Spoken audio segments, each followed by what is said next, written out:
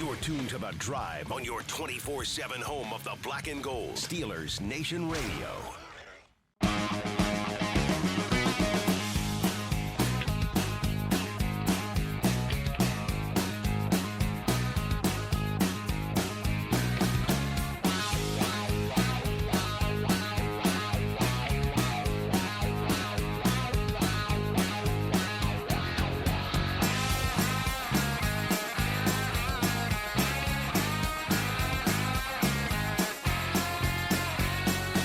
What's going on, Steelers Nation Radio? It is The Drive here on SNR. Wes Uhler and Matt Williamson with you on your 24/7 home of the black and the gold. As we get closer and closer, Matt, we've got real football here tonight. Yeah, baby. Man, I'm excited. I'm very excited for everything that we got, well, I guess, coming down the pipeline here very quickly. Yeah, absolutely. I mean, we got games. We got a game tonight. We got a game from Brazil tomorrow. All day Sunday, and the slate is really good, by the way, just across the league. Yes, it is. And then a Monday nighter, and that Sunday nighter is Bills-Ravens. I mean, like, how fun is that? I mean, we're just going to get great football, let alone we're going to see the Steelers in action. I think it's kind of funny, Wes, like a lot of our listeners, I mean, we've seen it a lot, have not seen Aaron Rodgers in a Steeler uniform. Or DK Metcalf. That's a great point. You know, I mean, like some of these big name dudes, including the starting quarterback, they've never seen him throw a football as a Steeler. We have, but others are probably on the edge of their seat. Absolutely. That's a great point. Unless you made the trek, you're on the hillside. Unless you made the pilgrimage to the hillside. I would venture to say that it is going to be the first time you've seen Aaron Rodgers, DK Metcalf in stadium. Been very minimal looks at guys like Jalen Ramsey as well, too, that everybody is excited about. So, yeah, it's going to start happening very quick here tonight, obviously, with the opening of the NFL season. By the way, I went back and looked that up for you. We were talking yesterday about how hard it is for road teams to win that. I think it's only been one. Since 2004. So like when it started? It was when it started. Okay. Since that time period, there's been 5. Oh, wow. It's been going on longer. The kind of little hastily done research that I did this morning, but I could find 5 in there. Where the road team won. On opening night. And then there were a couple years where one year when the Ravens won the Super Bowl, when they won the Harbaugh Bowl, they weren't able to host a home game that weekend because of some conflict with the Baltimore Orioles. And then one of the years, I think it was, that the Chiefs or the Patriots won it was the NFL 100, or maybe the year that the Broncos won it against the Panthers was the NFL 100 celebration, and they had the Bears and the Packers kick off the season that year for the NFL 100. But obviously we will have a great success rate. Right. And as we talked about yesterday, Dallas probably not loving their chances in the absence of Micah Parsons, certainly. But we will get to more from that, more looking ahead to Friday's game, I'm sure tomorrow as well, too. We got the Chargers and the Chiefs tomorrow night, which will be 2 back-to-back fun division games here to get us started. But I wanted to start with the practice report here today, Matt. Injury updates, the latest kind of moving and shaking in terms of player availability. For the Steelers, Derek Harmon has not yet practiced this week. DNP Wednesday, DNP Thursday. I don't think that surprises anybody. Much know he's out. Mike Tomlin has said as much. Nick Herbig has been limited the last 2 days. Okay. So limited Wednesday, limited again today on Thursday. I didn't love Mike Tomlin's tone when he mentioned it. I'm like, it doesn't sound wonderful. Doesn't sound wonderful, and limited today is, full participant today would have been great to see, but he was limited. And then Cam Hayward was listed as non-injury related resting veteran today as a did not practice on Thursday. Okay. I continue to think that we're going to see him Sunday, but I also continue to know that question's not going to go away until we get there. Yeah, exactly. And now I will tell people, last year Tomlin used to joke, that Cam's taking up swimming because he's always like in the pool during practice. Yes, I mean, him having an off day is not uncommon at all. And that's all I can say about it. I mean, I don't know what his reasoning is for not being out there. If there's any more to it, I bet there's not, because this is a usual Thursday thing for him throughout the year. Yeah, that's actually a very good point that you bring up there. And they've had some practices behind us. You know what I mean? Correct. You know. Correct. So he maybe did a lot. I don't know. For the Jets side of things here, Matt, Elijah Vera Tucker been ruled out. Season done. It's a bummer That's for a tough him. one, man. That's a tough one for him. Tough one for them. Certainly not how they wanted to start the year, losing one of their more experienced, one of their better offensive linemen. Chooks Okorafor, formerly of this parish. I forgot he landed there. Yep, and he's got a hand injury, and he's one of the guys who's been in line potentially to get some of that replacement to maybe even fill in for Elijah Vera Tucker. They've got a couple people, according to the Jets reporters and things like that have been I need involved. to dig into that. I'm not sure who the options would be. Yeah. Tippmann, the center, could also play guard. That was too. one of the other guys that they mentioned. Chooks did not practice on Wednesday with a hand injury, but was limited today. So I guess we'll see what his status is tomorrow, but still limited on a Thursday is not the greatest for his availability either. Sauce Gardner was limited on Wednesday. He was a full practice participant today for the Jets. And Tyrod Taylor was limited on Wednesday. He was a full participant for New York today as well. Tyrod's the number 2, but it doesn't sound like we have to worry about either one of those guys at all. I mean, Sauce and Taylor, yes, they should be fine. I think you are. I think you are correct in there. So there's your practice report. I don't think there's any surprises on there for the Steelers. Still a pretty short list, a light list for Pittsburgh. You will absolutely take that all day, and hopefully that'll be the same. That'll be the same next week when we're getting ready for the home opener against Seattle. I would imagine there's local reporters or people at practice making a big deal about Cam not being out there, but I would not look too far into that, guys. I like I said, I'm assuming that he is going to play Sunday, and until we get the answer to that, I don't think that there's a ton of speculation needed around it at this point. Matt, can we get into some preview stuff here? Yeah, that sounds like a plan to me. Steelers specific, Jets specific. I want to get into a lot of your stats as we roll along today, but I wanted to just start with some bigger picture questions for you. All right, you ready for this? Yeah, let's do it, man. This season goes well for the Pittsburgh Steelers if... Like, what would you deem a success? Is that what we're going to say? Yeah, that's a good point. Maybe we should preface that as well, too. My kind of success... How did you phrase it? This season goes well if.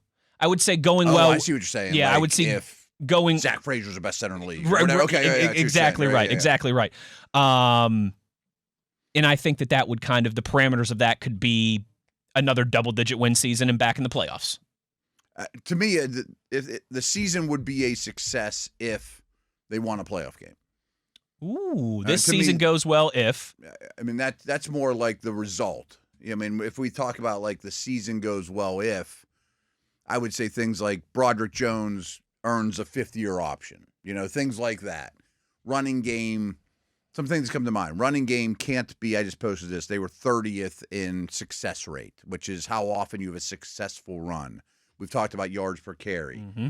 That's got to be middle of the road, you know, things like that. Big plays on defense continue, but it doesn't fall apart late in the year, and the sack numbers go up. Beginning of games have to be better. I mean, have to be better. Yeah. Now, they've gotten over some of that. I mean, they've had winning records despite being the worst first quarter team in the league last year. I don't know how to look at the quarterback position.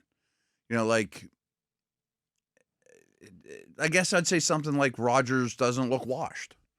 You know what I mean? Like, I don't expect him to be an MVP. Sure. Yeah, I mean, that's crazy.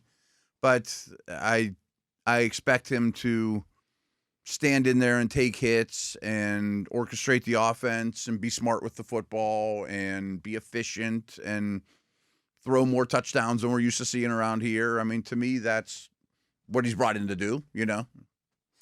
I really like your Broderick Jones answer there. Mm-hmm. If the Steelers pick up Broderick Jones' 5th-year option, I think that's a great one. It's a big one. That makes a ton of sense. That means he protected Aaron Rodgers. That means the offensive line took a step forward together. That means the run game is probably where we need it to be. Probably, right.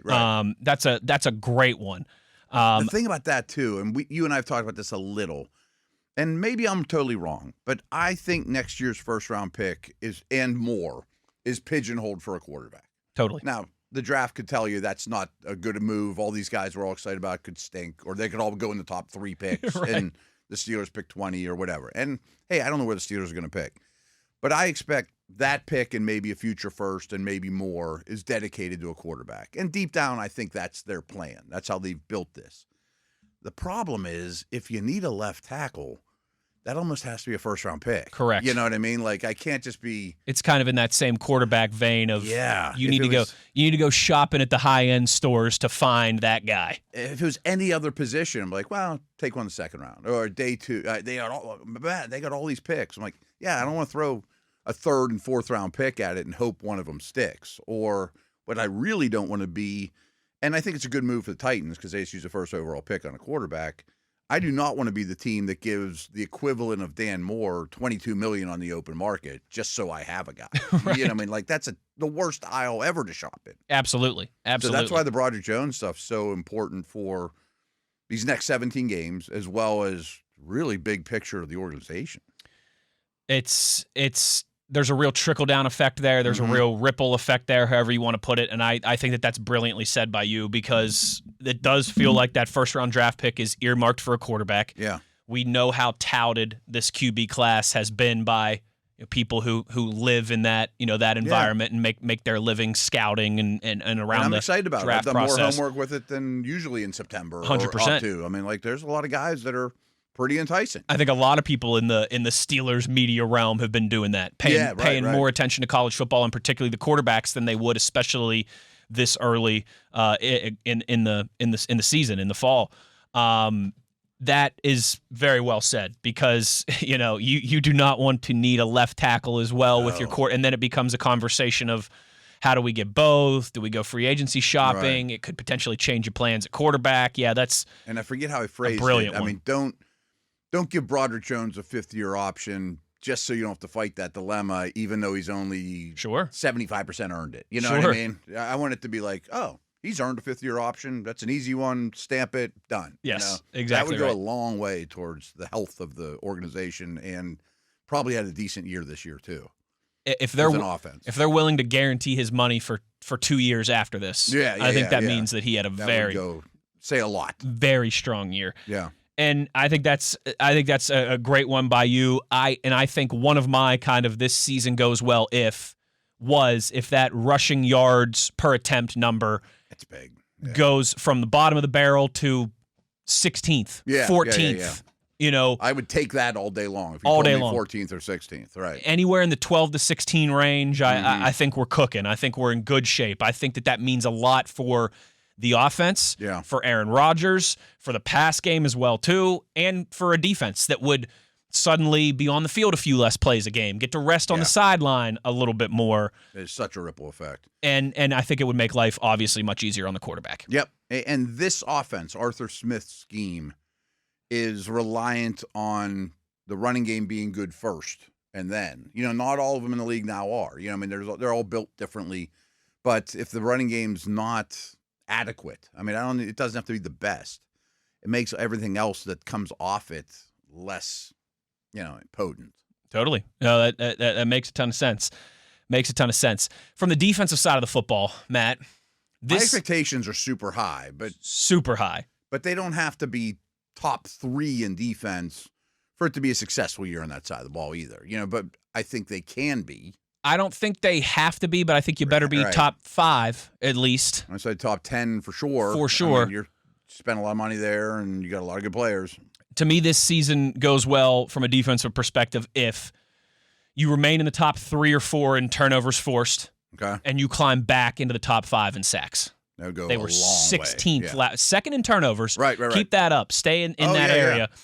16th, all the other big play stuff is great except for the sacks. 16th in the league in sacks, dead average, right in the middle. Mm-hmm. Get up into the top 5, and that is going to make a world of difference. Yeah, I mean, as long as the run defense isn't horrific in the process, those two things would go a real long way. Because I'm to the point now. I know it's not much, but they've been the very top of the league at batting down passes now 2 years in a row. Maybe even further back. I didn't even used to look. I mean, it's not an easy stat to find.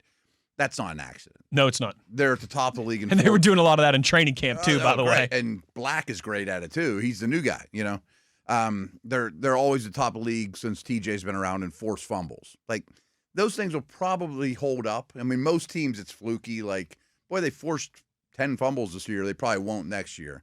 This team's really good at it, or they batted down a lot of passes. They probably won't next year. I'm to the point where those things are going to be a constant. And I tend to think the takeaways shouldn't be deficient. I mean, I don't know if they'll be second in the league in takeaways, but that's a hard thing to maintain year to year. But I like their chances as much or more as any other defense out there to take the ball away because of the forced fumbles, because of the pressure they create, batting passes, ball coming out quick, the players they have, you know. I think they're in line to take the ball away potentially even more this year. Maybe. You throw Ramsey into the mix, you throw Slay into the mix. Yeah. Those guys each give you 2 interceptions. Yeah.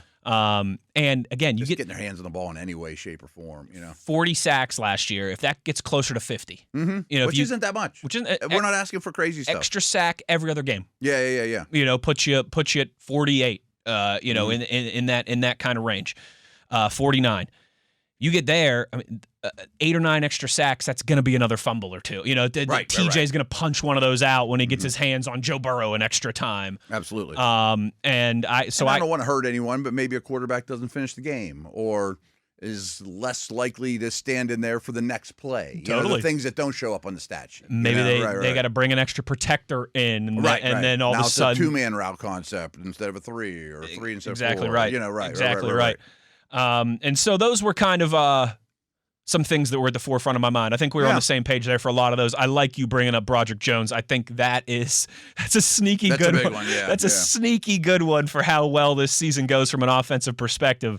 If they're picking up Broderick Jones' contract extension ahead of next season. Another one that might seem small is, and I'm getting to the point here with Boswell and Danny Smith, that I bet they'll be in the top half of the league in special teams. I mean, special teams really varies year to year. I mean, that's just a fact. But if you got a top 5 kicker, this special teams coach sure schemes things up for blocking kicks and punts. And the Steelers do spend, I think, as much time or more than any in practice on special teams and roster construction. You know, I mean, not just Killebrew, but 4 or 5 core teamers. I mean, not every team does that. So you should be at least in the top half of the league again across the board special teams. And that's a good place to be. Yeah. It's one of those things that nobody talks about until it ends up costing you a game. They're not going to beat people 30-3, folks. I mean, I think we know that over the years, you know, that all these like fine margins and things are where they've been winning. How does this team always have a winning record? Well, they don't miss field goals. They don't turn the ball over. You know, I mean, it's little things. And that's big things. That to me is the exciting part about the offense. If they can just take a step forward, they don't even have to be elite.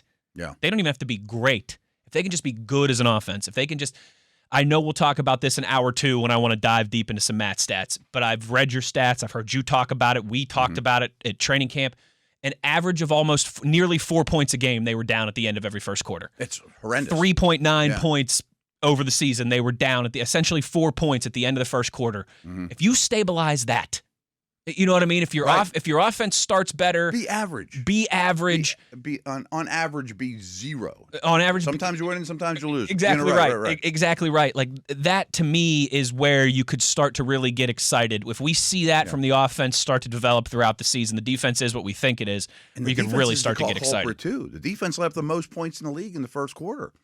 Can't happen. Right. It can't happen. And there's one thing I will say is I was curious how often did the Steelers kick off first? Like, is it one more possession? One more possession, maybe, sure. But it's not. It wasn't 17 games that they were kicking off first every single time. I mean, maybe it was 11 versus 6 or something, but other teams did too. You shouldn't be last. I don't want to hear it no matter what, you know. And that's what so many of those underlying statistics with the run game, with the offense, with first quarter point differential, point to a team that would have a losing record and be picking in the top 12. Yeah. Where the Steelers have found a way, despite that, to continue to go to the playoffs, continue to win double-digit games, just get that back to league average and keep having special teams be the net success that it's been, keep having defense be the net success that it's been, and that's where I think you start to get excited. And here's one I think will happen. First off, I think they'll have more sacks.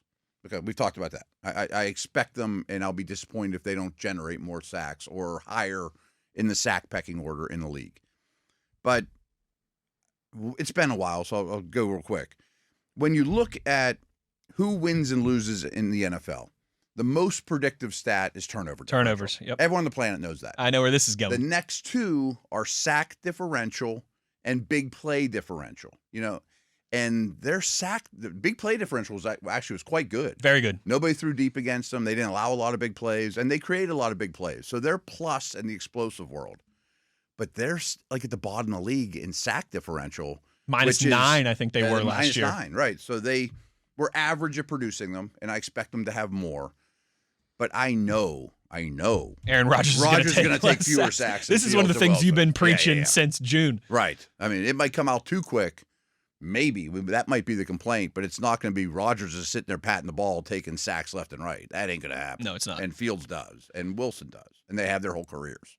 It's great way for you to kind of to wrap this up. That's another one of those. This season goes well if they get that sack differential number back in the positive. Because I do believe they're the best red. pass rushing team in the league, and some of the other metrics show that hurries and hits and all those type of things.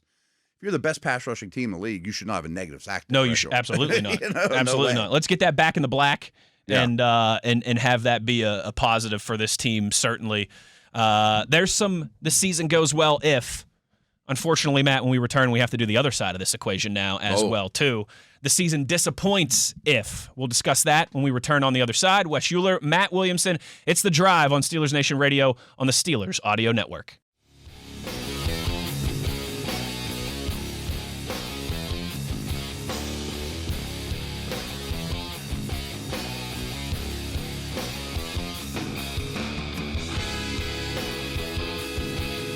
Driving along here on an NFL game day, Matt Williamson. You got to love it. Heck yeah. As we are getting closer and closer to the real thing. You got Eagles and Cowboys tonight. We'll give some thoughts on that before we get out of here today.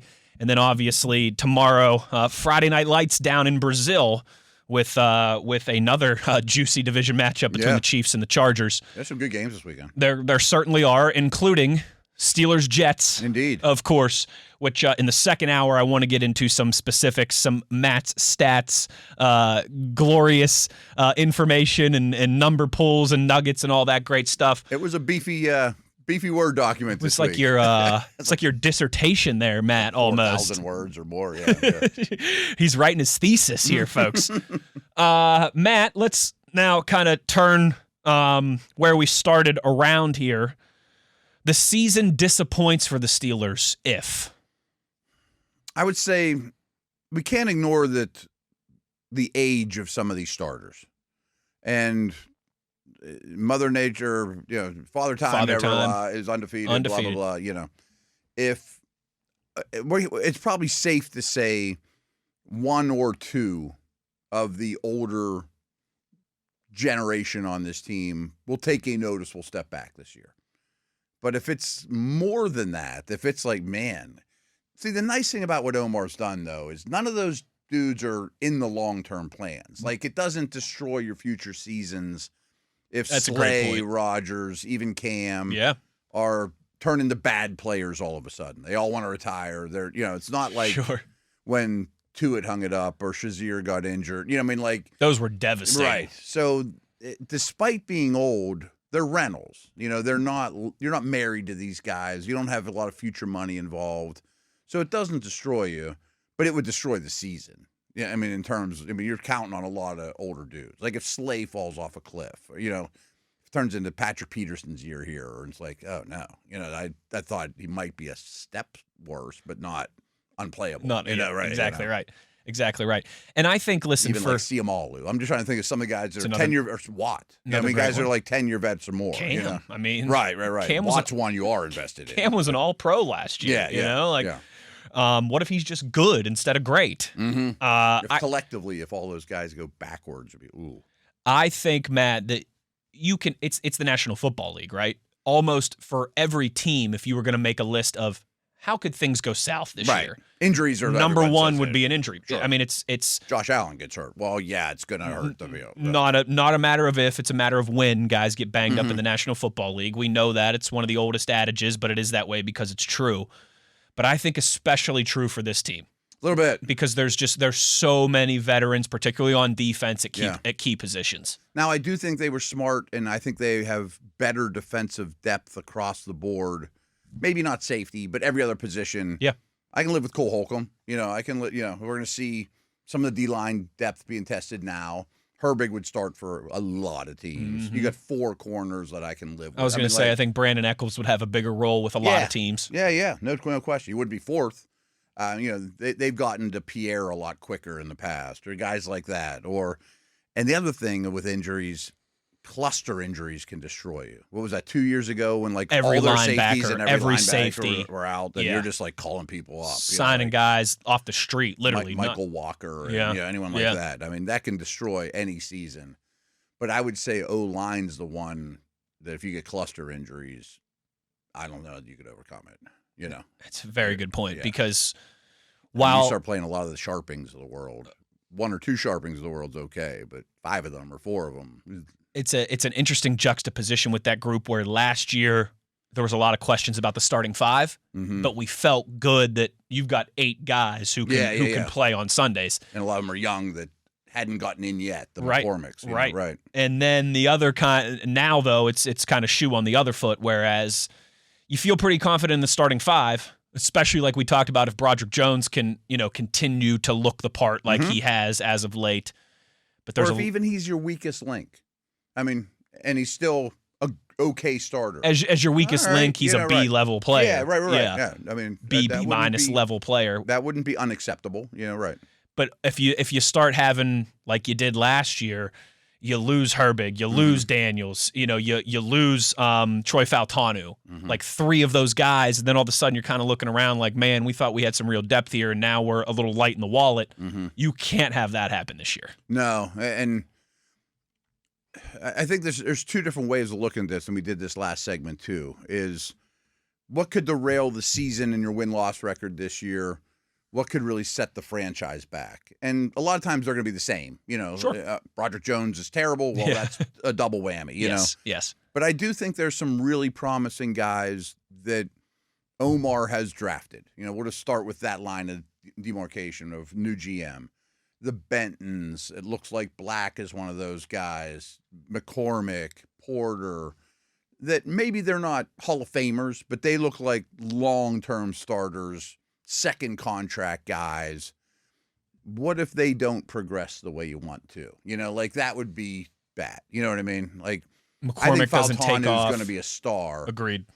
But even if the guys that I'm just looking at, I think he's going to be a real solid starter. Like McCormick's the poster boy for what I'm talking about. If he goes backwards and be ooh, as a young player, And that's a great point too. And because again, I mean, that's the biggest. People talk about the sophomore slump. They talk about that first to second year step for a reason. Yeah. And we have seen a lot of guys that have had very good rookie seasons, and then it never quite clicked the way you thought it was going to. Right.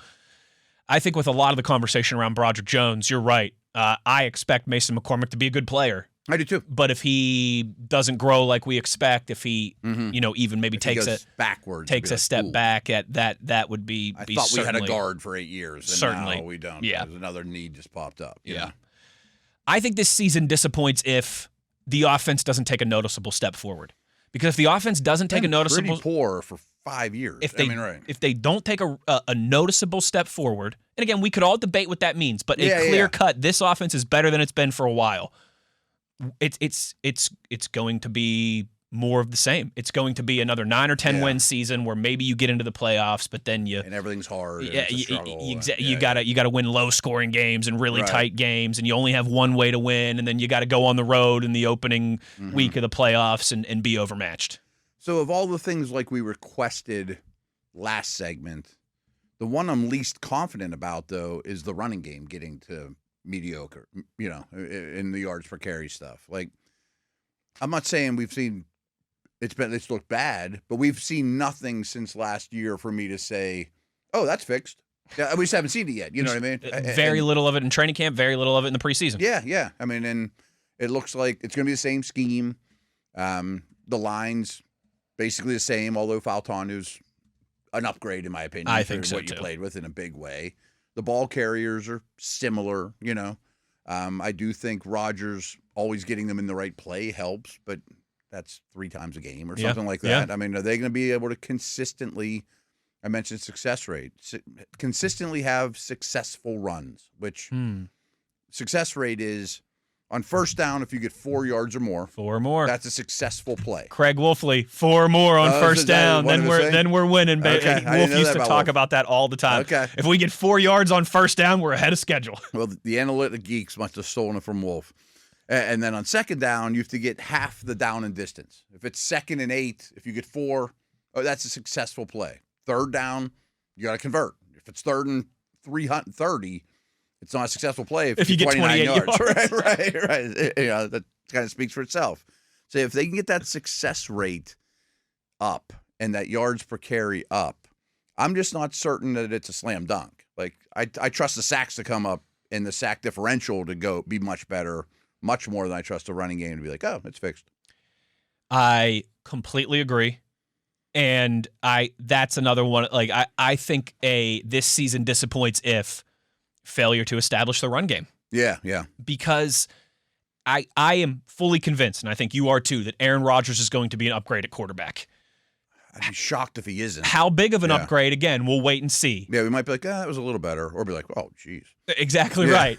But even if it's an old geez, I mean, even if you clearly level up at quarterback, you still need a run game for that guy to lean on. You do. You can't be. He's not going to sling it 45 times a game. They led the league in pass attempts last year with the Jets. Mm-hmm. Like over 500. And had a bad year. And had a bad year. Yeah. And he was throwing to Wilson and Adams, who are better than Metcalf and the other guys. Exactly right. Exactly right.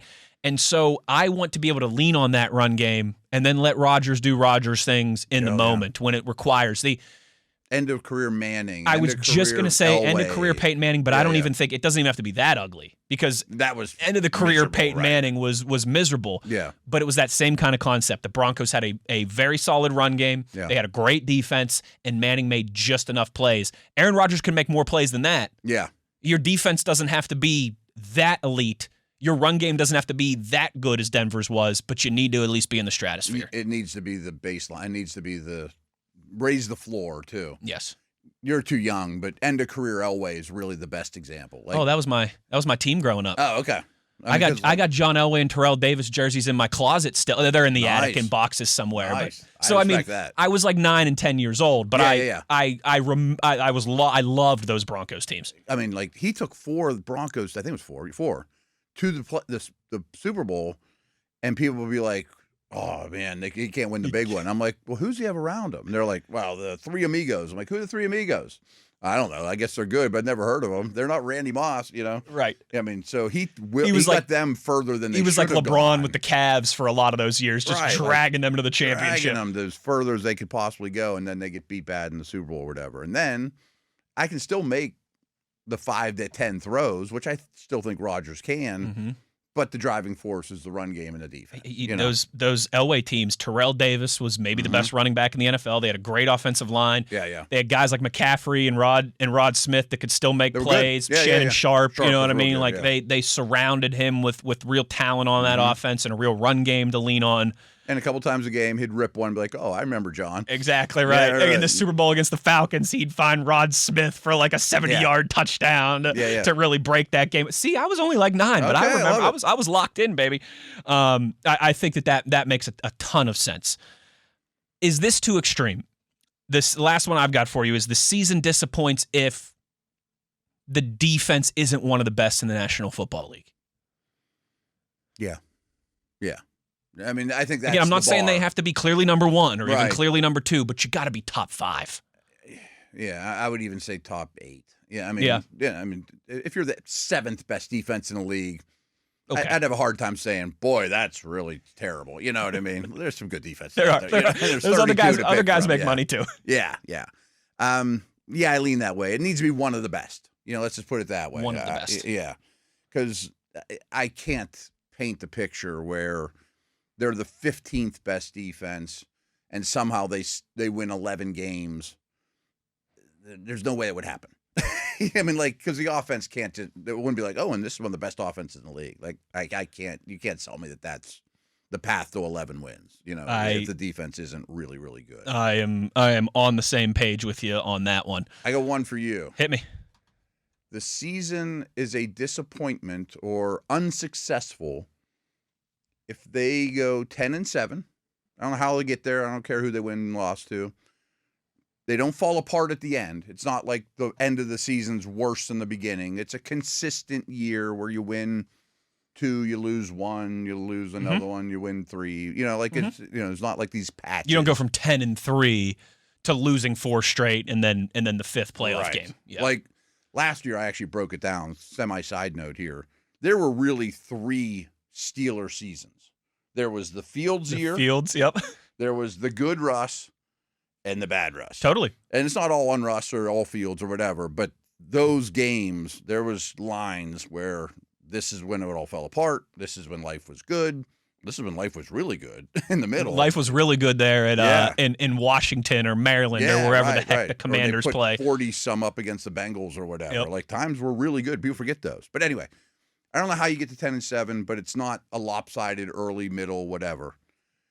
And then you go to Buffalo and you lose by 30 in the playoffs.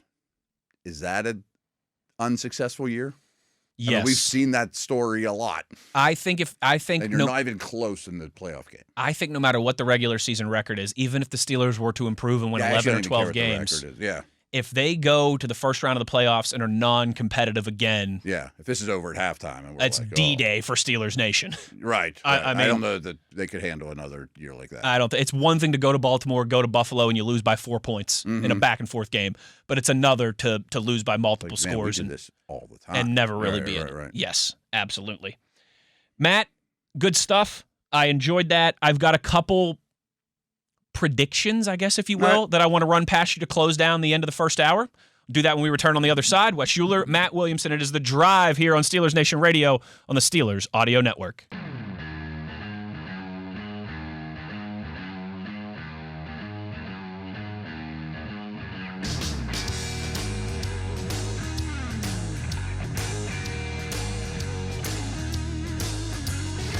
Down the home stretch here of the first hour of The Drive on a Thursday, the Thursday that NFL football is finally back.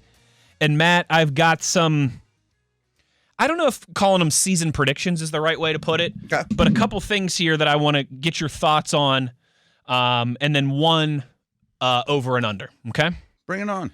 Let's start here because I think I know the answer, and you just kind of touched on it when we were talking about the offensive line. But one of my predictions for 2025 for the Steelers is that by the end of this year, we're all calling Zach Frazier and Troy Fautanu stars. True.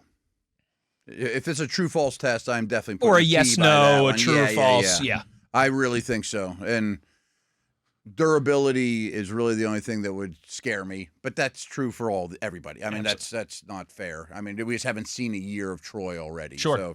It would break my heart if his first 2 years got derailed by injuries. It's such a horrible way, and few people return from that. So knock on wood. But I mean, I think those two will be. I would even say, and Stars qualifies, 2 of the best players at their respective positions. That's a good way to put it. Right tackle and center. Yeah. Like perennial Pro Bowlers and couple All Pros mixed in there. Yeah. Like, you're not shocked that he got a Pro Bowl vote. Like, right. Yeah. Okay. Number 2. So that's a positive one. All right, let's go. And that's a nice position to be in. I mean, absolutely. If you have DeCastro and Pouncey for 10 years that are 2 of the best at their respective position on the O-line. And imagine if DeCastro would have been a tackle. That's what I mean, right. Like, you're in a real good spot. It's great to have an elite guard. It's even better to have an elite tackle. Yeah. I think that is something that when we're talking about the nest, when we're talking about the next era, all these things at the end of this season, I think that's going to be the building blocks that we're very excited and encouraged by. It kind of reminds me about, it was a little while back, but the Jets, coincidentally, used a first-round pick on DeBrickashaw Ferguson. He's like the 7th or 8th pick, and he was a really good left tackle prospect. Yeah. And then later in the first round, they had 2 firsts. They take Nick Mangold. Mangold. Both of them are just fixtures at left tackle and center for 12 years. Like, oh, babe. And this isn't saying much, but that was also the best era of Jets football since Joe Namath. Joe time they were really competitive. Back-to-back AFC championship games. Rex Ryan and yeah. That's the best football they've played since Broadway Joe. Mm-hmm. And I think you're right. I think you can draw a direct correlation there to how they nailed both of those guys in that draft. Second one, let's go to a not as encouraging one here. I think the lack of wide receiver depth is going to bite again at some point. True. I'm worried about it. True. And I think even if they don't, but I still think they could add something today. You know what I mean? Or week 3 or week 4. Right. Yeah. I mean, not like Gabe Davis that went to the Bills. Like, that's not a huge needle mover. Or Amari Cooper, who retired again today. Yeah, how crazy was that? You know, right. That's just signed odd. with Buffalo like last week. Or Raiders, yeah. Raiders, pardon me. Sorry, yeah. He's like, and he's hung out there forever, which is probably why he hung out there forever. People thought maybe it's the injury. He's probably like, I don't know if I'm a player or not. Okay, I'm in. This isn't for me. That strikes me as the classic, like, if you're thinking about retirement, you probably already are. Right. Yeah. But no, if they keep this group of receivers, there will be a stretch this year. I think it bites them. Yes. Yeah. Subject to change. Everything is as new information, arises, or if they go out and make a trade or something like that. But I think right now, at some point we're going to be talking about how that's costing them. I think there's a chance on Monday we're talking about it. We're like, man, Sauce won that battle. And who else? It doesn't mean they would even lose that game. But if you're playing Denver with, Surtain, or Houston with Stingley, and they're better teams than the Jets, you might be like, man, our number one receiver lost his one-on-one more often than usual because he's playing a stud, and no one else could capitalize. Like, in our run, is our run game where we need it to be when that situation happens, arises? Yeah. Can you beat good teams if DK is not winning a lot? Or, God forbid, he misses a couple games with injury like we saw with George Pickens last year. More positive one here again. Back to the good. I think the Steelers are going to be a top 3 defense in sacks and turnovers forced. Second in turnovers forced last year, 16th in sacks, but 8 more sacks would have put them like 4th in the NFL. Right. Top 3 in turnovers forced and in sacks. If I had to pick one of the two, I'd take sacks, just because turnovers are a little more. It can be unpredictable. A little more unpredictable. Mm-hmm. Tip balls, overthrows. What quarterbacks did you play? Football is not a perfect circle. It bounces funny. Too. The ball. Maybe you force a fumble and the other team falls on it 9 out of 10 times. Like that could happen. If you're right, and I'm not saying you're wrong, top 3 is lofty. It's a lot. If you're right, maybe I should have made it top 5. But if you're right, even if it is top 5. They could win a lot of games. I mean, that's a great place to start. Absolutely. Right. And that's not crazy to ask. No, it is not. And that's another one of those when you look at so many of the Steelers' underlying offensive statistics and how they've been able to win games despite that, pointing to that turnover ratio, as you mentioned, the biggest indicator of wins and losses. Just keeping that is a very nice baseline to start working with. I don't have it in front of me. Maybe you do have Matt's stats, but it's in that first group. You talking about their record when they don't throw an interception? Yeah, it's nuts. I will get to that in the next hour. Okay. Yeah, like 17-1, I think, in their last 18 games when they don't throw an interception. And guess what? Aaron Rodgers doesn't do. I was saying the next line there is, and Aaron Rodgers is the least interception-prone guy like in history. We're on the same page. We're gonna get there real soon. In fact, when we return on the other side, but before we go to break, so this one isn't necessarily a true or false or a yes or no. This is maybe more of an over or under. Okay. Mason Rudolph, over under 1.5 starts. Over. Or I should say 1.5 in-game legitimate appearances. Yeah, not just comes in and kneels there for some Or it's not the final week of the season and the Steelers have already locked up a playoff spot and so they decide to rest Aaron Rodgers. Yeah, or Rodgers hits his hand on the helmet, comes out for one play, and then he's fine. That doesn't count. Like correct. Plays meaningful snaps. Like at least a quarter or a half, yeah. Over. And I don't think Rodgers gets benched. I just think most teams, I would bet the backup sees 2 games or more. Correct. It's it's the nature of the beast. Nature of the beast. And the age is a factor. The age is absolutely a factor. Yeah. And I think if there was a scenario where Aaron Rodgers was questionable they would be confident saying, "Hey, Aaron, take an extra week. We can win this game with Mason. We can keep the boat afloat with Mason." That's a great point. I mean, if you're 7-3, the season's going pretty well, but you got a lot ahead of you. Let's give you 2 weeks here. Yes. And we'll roll the dice with Rudolph. Yeah, I could see that. I actually bet that pops up. I think so too. Yeah. And then the last one I had on here that I had to strike from the list because I put this together a few weeks ago was that Kenny Pickett will start a game for the Browns against the Steelers, but unfortunately that ship has sailed. No, but I bet 3 or 4 Browns start games this year. I bet you the 2 games against Cleveland, they're starting different quarterbacks in both of those games. Yeah. And I don't think I bet Flacco's already benched by the time the Steelers play him in Week 6. They could be 0-5. I think they'll be 0-5. I mean, I can't talk enough about the Browns' first 6 games. Their Game schedule 6 is brutal. Steelers, right? Brutal. And we saw it last year. I hate the word like give up or cash it in, but they did last year, and their season could be shot a month in. Yeah, no doubt. Then you're playing rookies, Matt, 1 hour in the books. Hour number 2. What do you say we dive into these Matt stats? All right. And get into some of the juicy numbers behind Steelers Jets here in hour number 2. We'll do all of that and more when we return. Got a couple tweets rolling in as well, too, if you guys want to get involved. At Williamson NFL, at Wesley Uhler is where you can find us. Questions, comments, concerns, reactions, all that good stuff. Halfway home, it's The Drive on Steelers Nation Radio on the Steelers Audio Network.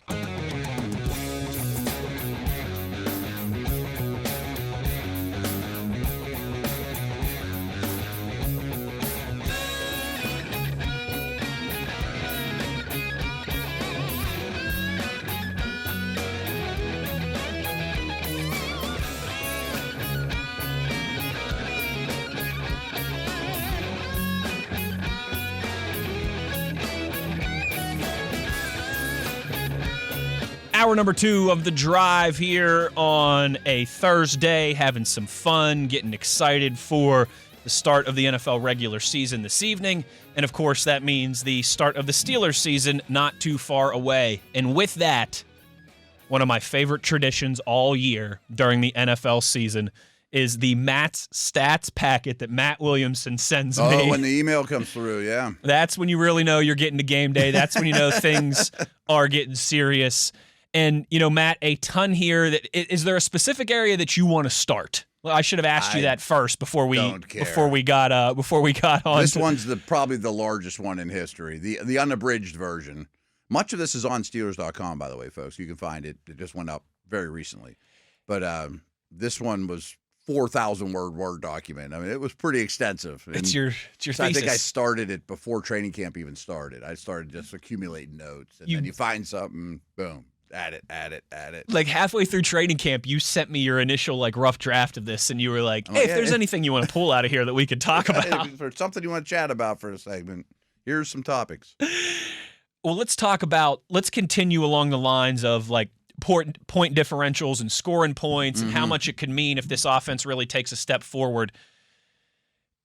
Because the line of demarcation is clear. When the Steelers defense allowed 19 or more points. This is a little frightening. They've gone 2-8. Yeah. Or they went 2-8, I should say. Only give up 19. Only gave up 19. You only win 20% of your games. 8-0 when the defense gave up 18 or less. And some people might say, Wes, isn't that a defensive stat? You said you wanted to start here talking about the offense and scoring. No, asking a team to get 20 points isn't that much in today's NFL. If your defense is holding a team to 18 or fewer, you should be winning every single game or 90% of them. Right. Now, obviously, some of those ones when it was over 19 were well over 19. If you give up 35, I mean, I'm sure there were some bad ones in there. We know that. But it shouldn't be that stark where, okay, if we keep them to 18 and under, we win. Well, most teams do. You know what I mean? That's not the unusual part. No. The fact that you're undefeated, well, that's nice. But, I mean, the fact that, under 19, you win them all, isn't as crazy as allowing 19 or more. If it was 25, I'd be like, oh, yeah, okay, that's 24, 25. Yeah. Absolutely. Yep. So I know people give Mike Tomlin a hard time about things, as every head coach gets, by the way. But he knows these things. I mean, we mentioned it before. Well, if we give up 19 points or more, we usually lose. If we throw an interception, we usually lose. So he coaches accordingly. people give him a hard time. He's way too conservative, He Yeah, paints but the he barn also red with the red knows- paint that he has. Exactly, right. He wasn't, Dale and I talk about this all the time. When he had Ben and AB and Lev, they would score an opening touchdown and go for 2. You know what I mean? Like, he had a lot of paint, and so he tried a lot of different stuff. He was Picasso back there with his palette. I mean, if you have Trubisky and Duck and these guys as your quarterback, and if I let up 19 points, I'm probably going to lose, you got to coach a certain way. You absolutely do, and Yeah. it makes a ton of sense. And that is, it's just that one stood out to me when I started. That one's reading through those earlier this week. Piggybacking off of that, we know that the touchdown numbers for the Steelers weren't certainly what we wanted them to be last year. Mm-mm. You and I have talked about the amount of touchdown passes the Steelers have thrown in their last 50 games being too low. The lack of first quarter touchdowns, opening drive touchdowns. The Steelers did not score a single touchdown on extremely poor on an opening drive last year. Yeah. And it goes back even longer than last year. It's been bad. It's been bad for a while for multiple offensive coordinators, play callers, and quarterbacks. And I know I'm preaching to the choir because that's one of the things you see Steelers fans screaming about on social media all the time. Now that the world's aware, they're under the microscope. Like nothing would make me happier than Steelers return the opening kickoff to the 45-yard line. Rodgers, 5 plays later, throws a touchdown. Even if they lose 30-7 after that, at least be like, okay, we don't have to talk about that anymore. We can be done talking about that. Since 2015, the Jets have 30 games where they have not scored an offensive touchdown. Oh, this is crazy, too. Not only is that the most in the league, no other team has more than 19. I know. So that's so bad. Go the whole game without an offensive touchdown. 30 times in the last 10 years. No one else is even in the 20s. No one's even close. So I bet a lot of people are like, I bet the Steelers are right behind, though. They are not. Total opposite. Only 7 for the Steelers. Only the Packers and Eagles have fewer. So, no, that's not a great thing to accomplish. We scored a touchdown. Yeah, okay, great. But compared to the rest of the league over a long stretch, they're one of the best teams, and the Jets are by far the worst. Yes. Real quick, you're talking about the touchdown thing. Mm-hmm. Somewhere in there, it's either when the Steelers have the ball or the general stuff. Such a low percentage of their points last year came via touchdown.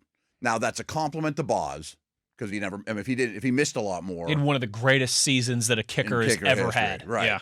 And he probably won't have as good a year. If he has 95% of that year, you're still really happy with him. It's the Saquon Barkley conversation you and I had when we did fantasy football mock drafts last week. Exactly. If he has 90% of that year, it's still good. It's still good. Don't expect him to repeat what he did last year. Probably be Barkley's best year as a pro. That's probably Boz's best year as a pro. Probably. They're historically great seasons for their positions. Yes. But too much of their points came from non-touchdowns. Too high of a percentage. Completely agree. We touched on this a little bit in the first hour, but just to fully cover it, Pittsburgh had the NFL's worst first quarter scoring differential last year, minus 3.9. So basically, on average, 4 points a game on average that they were trailing at the end of the first quarter. In the first quarter, you're losing by 4 every game. On average, it's terrible. They averaged just 2.7 points in the first quarter last year, 29th out of 32 teams in the NFL. Which is real bad, but it's not as bad as the D. And that's the interest. Like, right. I think, and you kind of, put me in line with this in the first hour of the show as well, too, where I kind of assumed, and I think a lot of people assume, that it's just because the offense has been inept. Oh, yeah. Everyone's Arthur Smith, Matt Canada, that's all there, right. But no, it's worse on the D. Defense allowed 6.6 points in the first quarter last season, 32nd out of 32 teams, dead last in the NFL. Dead last. And I think the sentence after that is, it's the same thing as average per, but the number of points allowed in the first quarter was they were pretty distant second. Dallas was 31 or whatever. Yes. And the Steelers allowed 13 more first quarter points than the 31st place team. Yeah. Now, I don't know what to exactly attribute that to, but to be frank, I think you're crazy as a coaching staff if you don't at least evaluate what you're doing from the second the bell rings in week 2 until the bell rings in week 3. Like that whole week of prep. Yes. I think you at least have to say, are we doing something wrong throughout the year? Because what's kind of crazy is a lot of fans will say this team doesn't know how to adjust. They don't know how to game plan, blah, blah, blah. It's not really true. Look at the third quarter. They're awesome in the third quarter. Plus 68 scoring differential last year. Which was like near the top of the league. Right. That tells me that they know how to make adjustments and tweaks game. at halftime. Right. Yeah. So I'm not like killing the staff, but there were some strong trends. Apply that to the start of the game. Right. If you could get a little of that at the beginning of the game for whatever reason, and maybe it's just what we were saying before, they come out too conservative and we know we can't throw a pick early, blah, blah, blah. But no matter what, you've been starting games -4 after the first quarter.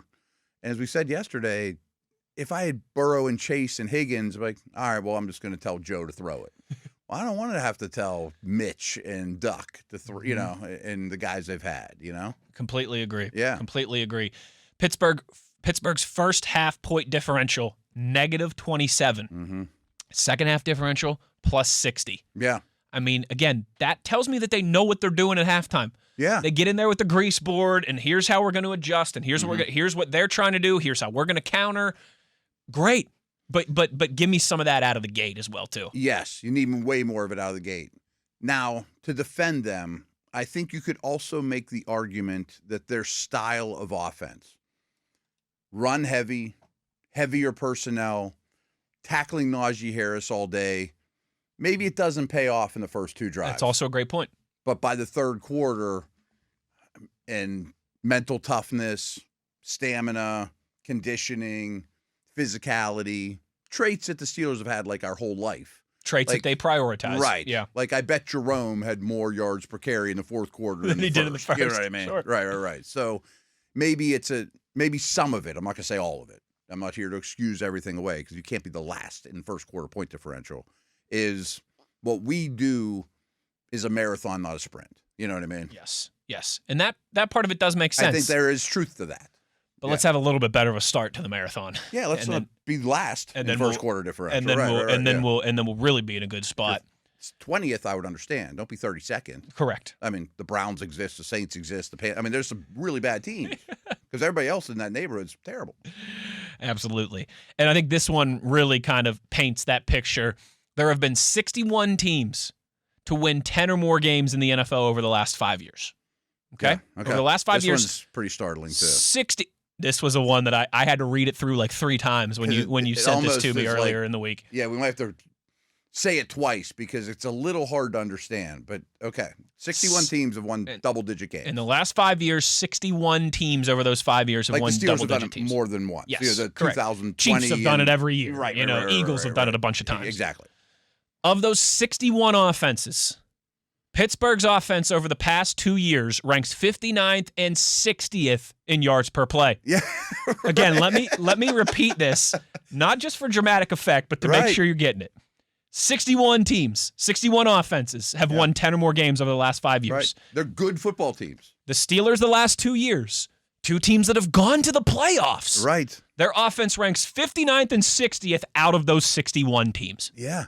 That's insane. It's insane. That is you want to talk about stats? People think that Tomlin doesn't know how to coach. Like, you're giving me. That's a statistical anomaly that you could be that bad on offense and still making the playoffs. Right. You're the worst of good teams. Like everyone involved is a good team. Sure. Including the Steelers team. They won. That's a good point as well too. You won 10 games. You weren't garbage. Right. You're the ugliest girl at the beauty pageant to some degree. But you're the slowest guy in the 100-meter final. Right. But they weren't good offenses. No, maybe the team was good when it was all said and done. Clearly. But you were the worst. You would an offense, rose the boat in this league. The fact that you can get to double digits when you're at the bottom is pretty crazy. It's absolutely insane to me. It's winning in the margins, and that's what Tomlin's so good at, And that's a hard thing for average fan to notice. Totally. Right. But what's encouraging to me about that is if you don't have to win in the margins anymore. That's what I'm saying. Just get a little better. Get in a lot of these categories, just get the average. Stuff that he's been so good at since he became the head coach. He gets all this. I say this all the time. There's 15 human beings walking the planet that know how to win football games in this league. Now, I'm not talking about the retired guys like Parcells. They're gone. You're talking They're Sean Payton, Mike Tomlin, there's really probably Andy Reid, 8. I mean, like Jim Harbaugh, Right. John Harbaugh. Sorry, like Pete Carroll, and Carroll. the Raiders are going to New England this week to play Vrabel and the Patriots. Those two teams have been bad lately, but now they're going to win in the margins. they're not going to win. They're not going to win 3 games a season. They're not going to win 3 games with those coaches. Right. Yeah. Harbaugh, like I said, Peyton. Peyton took over a terrible team that was recovering from the Russell Wilson madness. It wasn't as bad as the Watson madness. Nobody wanted that job, and he goes 8-9 his first year, and now they're like, all right, give me my guys. Like there's some dudes that know how to win in this league, and a lot of it is just not losing. It's raising that floor. Yeah.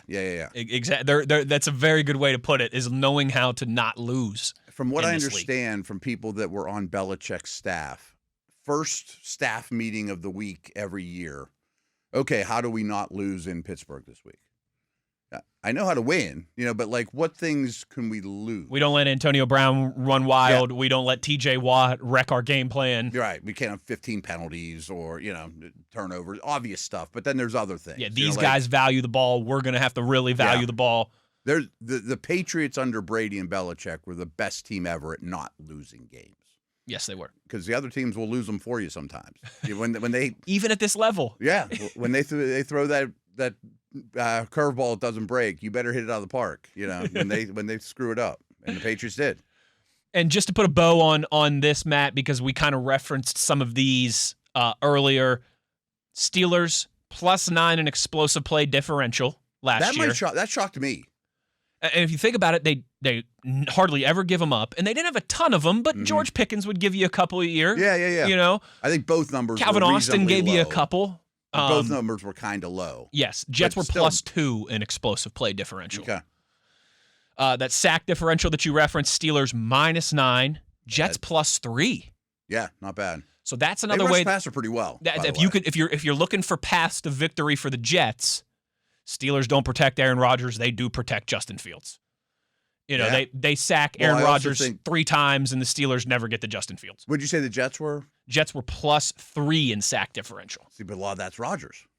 It's a good point. You know what I mean? Like Rodgers doesn't take sacks. He doesn't take sacks. Yeah, he doesn't take sacks. That's been another one of your thesis points this offseason. He will not. He's not going to take many sacks. 2 of the 12 projected teams with a new starting quarterback in 2025 being the Jets and the Steelers. Yeah. I told you earlier how I filled in for Rob King with Max Starks this morning on In the Locker Room. Jerry Dulac told us first time in NFL history that 2 starting quarterbacks are both facing their former team in week 1. I speculated that on a different podcast. I'm like, I'm not going to look it up. I can't imagine it's happened more than a couple times. There's been a handful of times, obviously, that a quarterback has played his former team in week 1. Sure. But both playing their former team in week 1. That they started for in week 1 a year before. First time that's happened. I'm not shocked. I'm a little shocked, but I mean, I'm a little shocked. I knew it was a really low number. Yes. Yeah. Yes. And so that is crazy. That's a pretty cool backdrop for all of this. Some more stuff that I want to get into with you here from this massive Matt Stats packet. We'll do that as we roll along. Matt Williamson, Wes Uhler. It is The Drive here on Steelers Nation Radio on the Steelers Audio Network.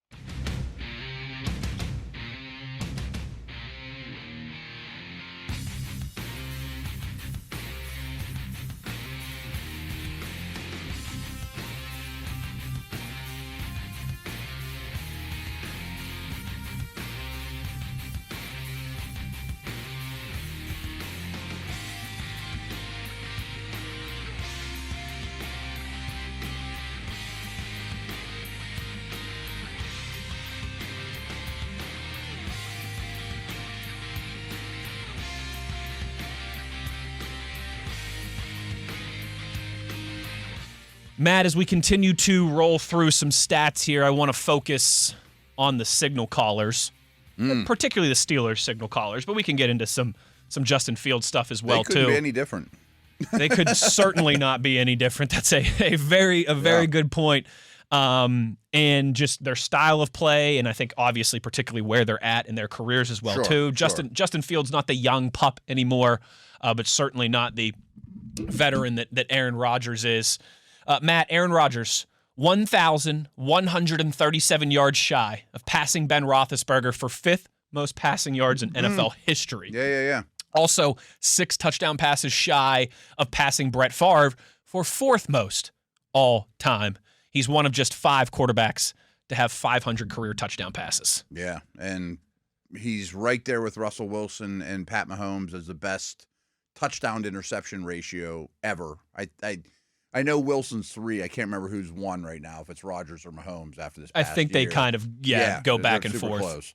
I mean, we all know who Aaron Rodgers is, and he's going to be 42 years old this year. I mean, it's no shock that he's at the top of these compiling lists, of course, but it's remarkable nonetheless. It certainly is. And speaking of that, there's only been one quarterback in NFL history that has started 10-plus games at age 42 or older. Tom Brady.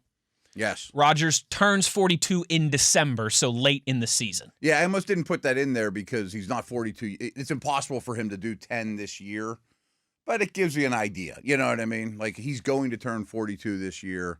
If he decides to come back for another season, Brady would be the only one that he could match, you know? Yes. Speaking but of... the guys do play later into life than they did when I was a kid or 20 years ago. In every sport right now. Yeah, oh, really? I mean, I get like LeBron, Ovechkin, you know, right? Yeah. Ovechkin, if he didn't miss those couple weeks with his leg injury, would have probably led the league in goals again this year. Wow. You know, Yarmir Yager's my age, and he hung it. We graduated high school the same year. It's LeBron is a great example. Sidney Crosby's a great example to stay in this town. I mean, there was kind of like when I was growing up, and they're making more money than ever. Absolutely right. They're not sticking around because they're poor. Exactly.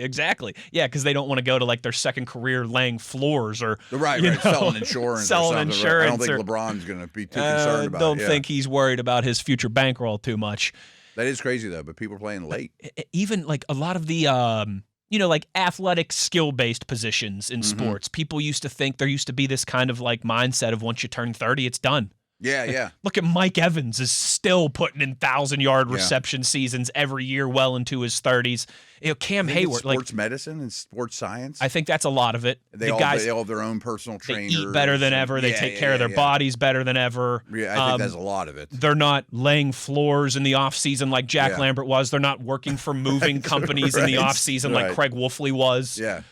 They monitor their sleep and hyperbolic chambers and crazy stuff that I can't even comment on. I don't know. Absolutely. Right. Like, I kind of remember that old adage of growing up of like, once you hit 30, you start to really regress. Not so much anymore, man. No. I mean, Jalen Ramsey's 30 right now, and I think we are still very confident that he's doing it at a high level. Yeah, it's interesting.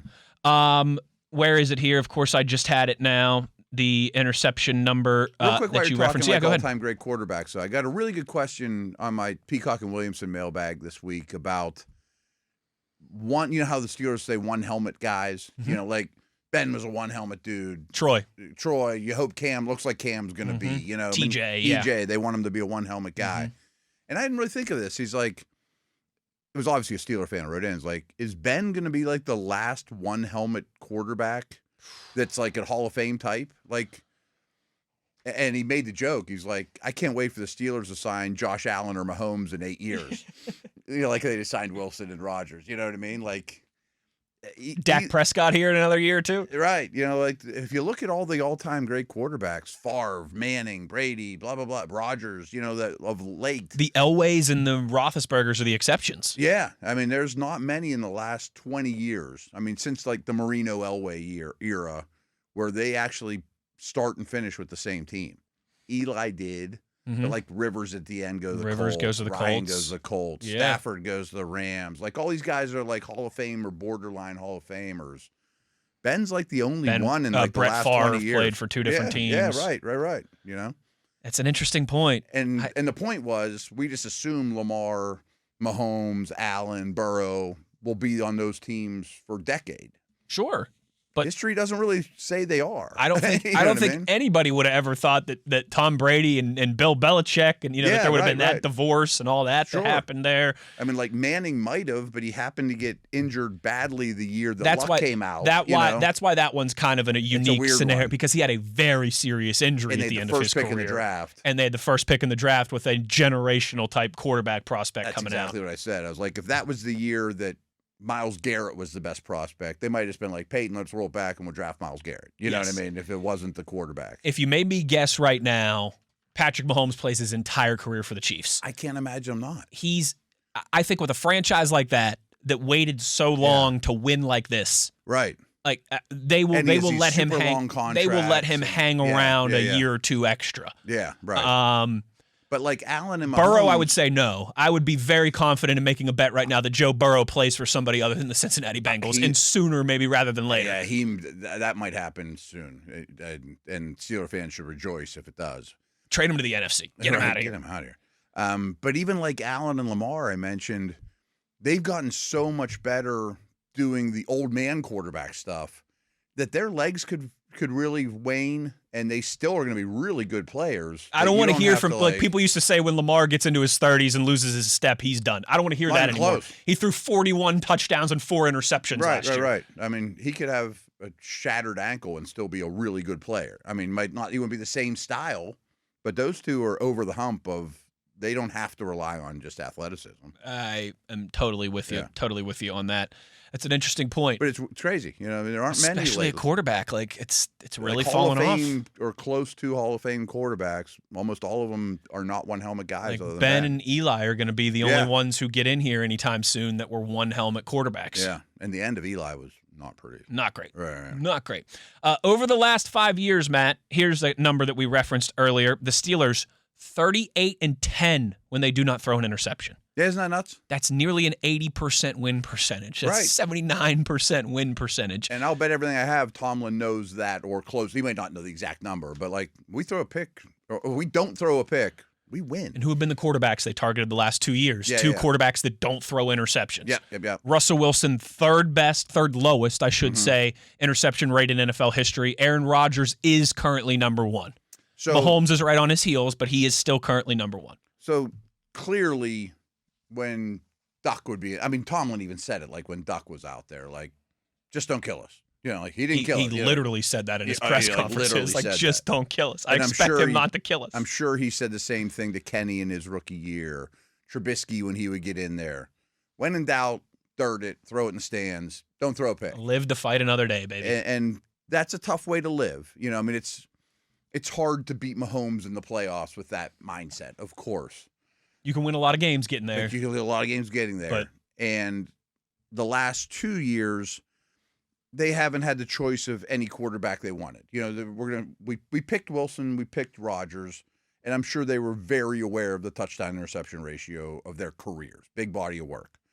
And that's a wonderful stat.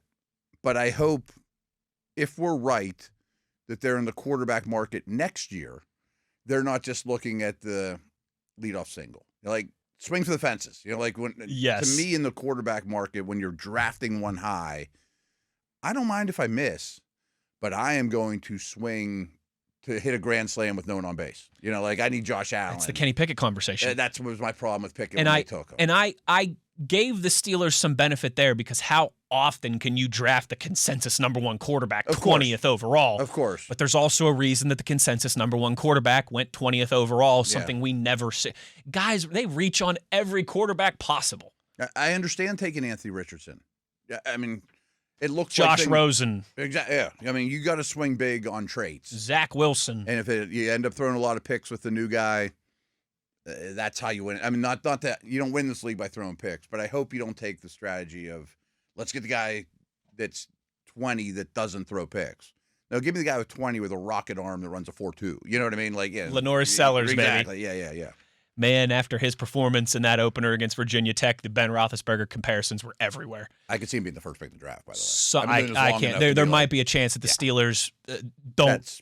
That could be pie in the sky. If you're picking in the low 20s, you ain't trading up to get the first pick. It's No, just you're not getting the first. not happening. No. You might get the 7th, but you're not getting the first. And that was Allen, Mahomes. Those guys went in that Totally. neighborhood. You can get a superstar not picking one.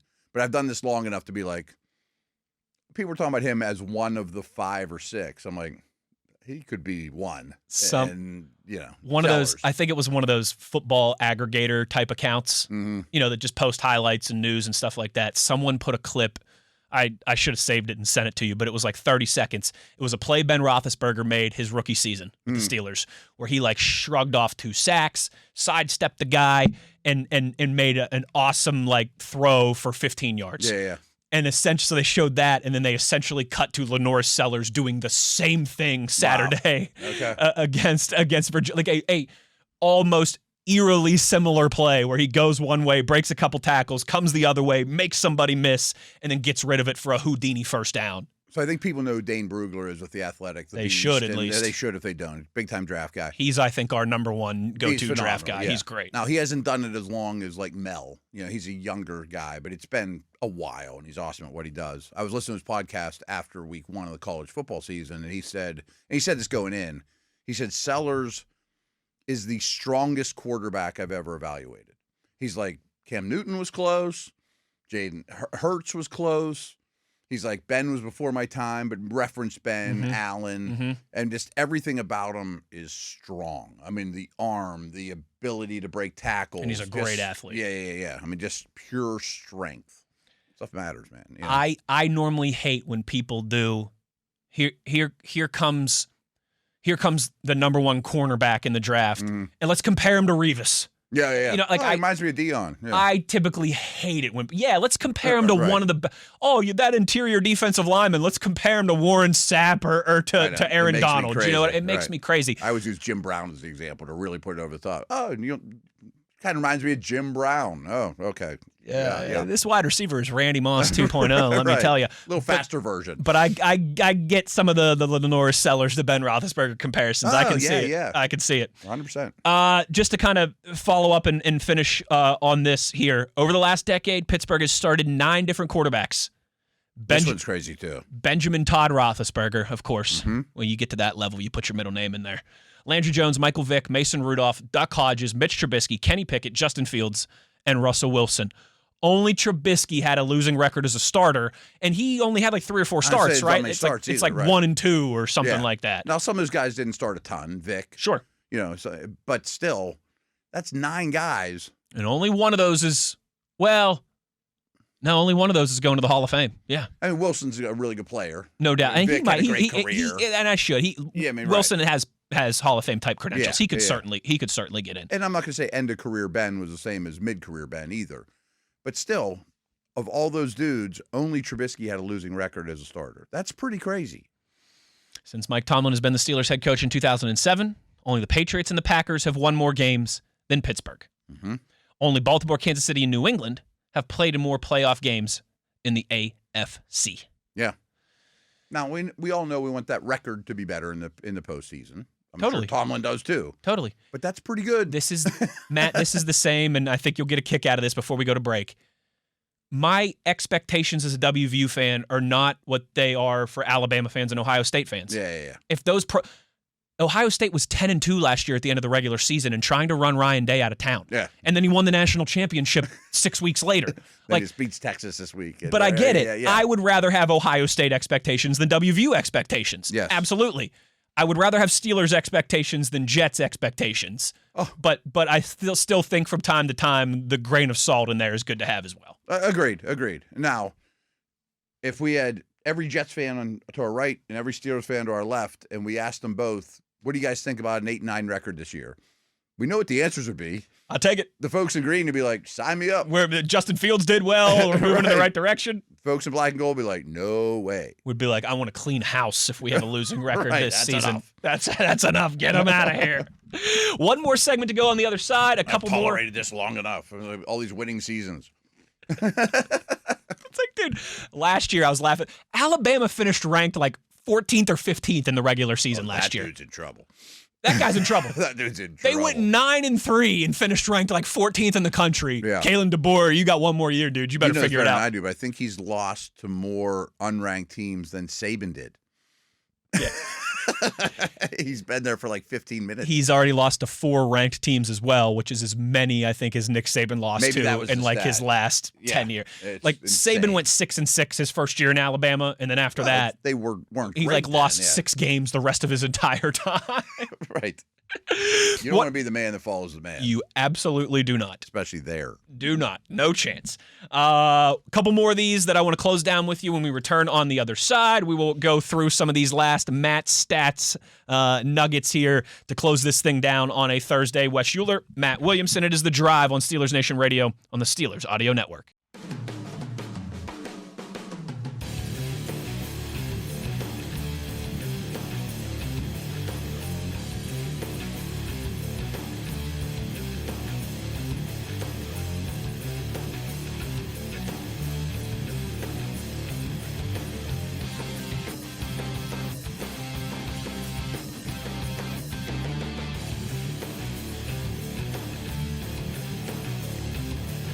Final segment of The Drive here on this Thursday. As we have waited, we have anticipated, we have got the beginning of the NFL season tonight across the Commonwealth in Philadelphia. God bless America. Matt, I did take a look at the tweets here, and I totally forgot that we solicited those early.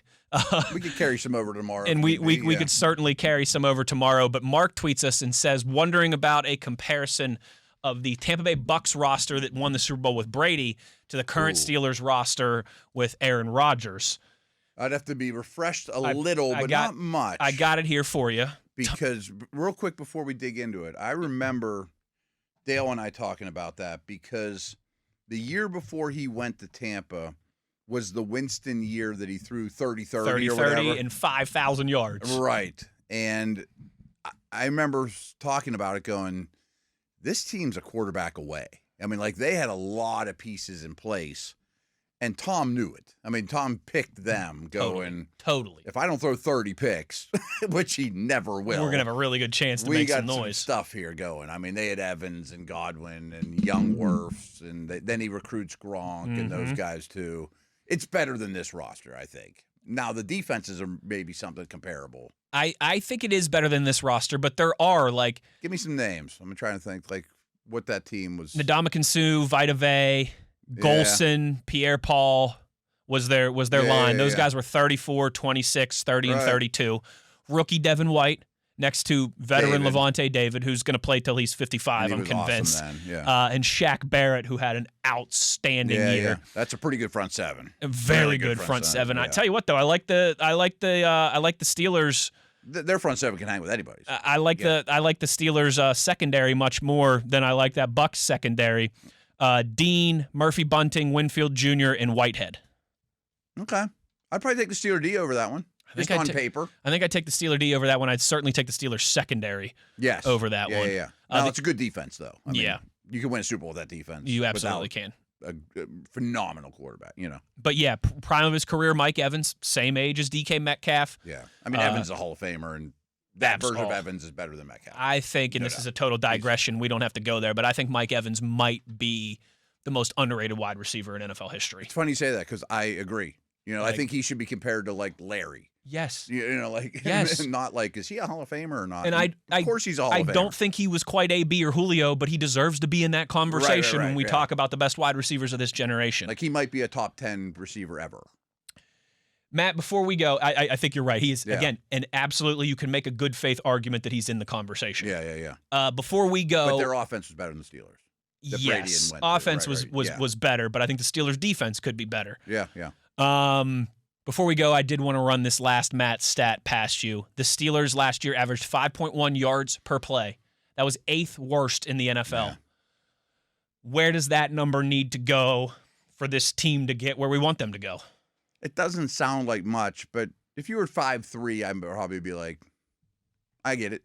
And now, don't forget, I mean, the rushing numbers were really low. Because if that was, 4.1 per average? Second worst in the league. If you get that to 4.3 or 4.4. Because they definitely had some long balls. You know, the change. You know, so that's 5-1's not great. I'm not saying it is. Obviously, it was 8th worst, but slight improvement. You get close to 5-5, and you're in the middle of the table. I mean, Dale and I do this trick all the time. I mean, if I said 5-4, like, sign me up. I won't take door number 2. I won't go fish. You know what I mean? Yes. 5-5, of course, I'm signing me up. 5-3, might go fish. Maybe. 5-3, I might take.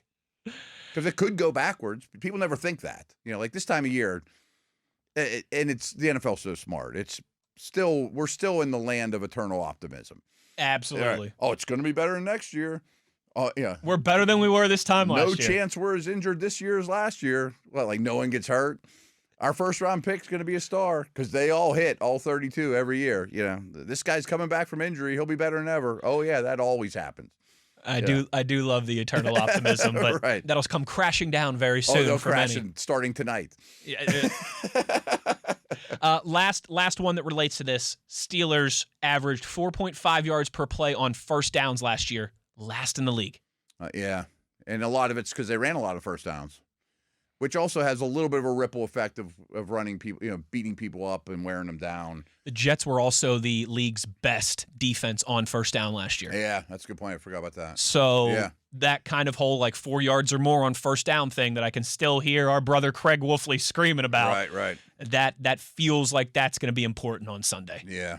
First down success rate, I'm sure, was poor for the Steelers this past year. That needs to go up too. It absolutely was. Yeah. And so those are some of the things that we will be looking for beginning Sunday. But we will have another show tomorrow, of course. We'll have our predictions. We'll get into some more of these numbers. We'll have a matchup segment as well, too. We'll pick every game and do all that stuff, too. Absolutely, right. Absolutely. Talk a little bit about whatever happens tonight. I was just going to say, tonight, I think it's 8.5, because I'm not going to ask you who's going to win. I know your answer there. Yeah. Do the Cowboys keep it close, though? Do they cover their 8.5-point underdogs? Maybe. I think they're in for a real long night. But I think that passing game might keep it close or backdoor cover. You know what I mean? They score a touchdown late to lose by 7 instead of 14. Like, it wouldn't shock me if Steeler fans watch that game going, George Pickens is still pretty good. You know what I mean? Let me just say, George Pickens I have 2 fantasy football teams now. That's it. They're both money leagues, one with my boys, one with my family. I got Pickens starting in both. I do too. That's crazy. There was like a handful of dudes in my both redraft leagues that I picked in both leagues, and he was one of them, and I'm firing him up with confidence tonight. I got him way lower than I thought I should have in both drafts, and I was happy to do so. Me too. Matt, good stuff, man. Looking forward to tomorrow. We'll really get this thing ramped up and ready for Sunday. Big shout out to our guy TV in the booth for producing us. We are back on YouTube for all of you that missed that yesterday. If you want to see Matt and I's beautiful smiling faces, you know where to go. That's the Steelers official YouTube account. That'll do it for us today. We'll talk to you tomorrow. For Matt Williamson, I am Wes Uhler. You know where to find us. It's on your 24/7 home of the black and gold, Steelers Nation Radio on the Steelers Audio Network. Steelers football happens here. The Pittsburgh Steelers Audio Network.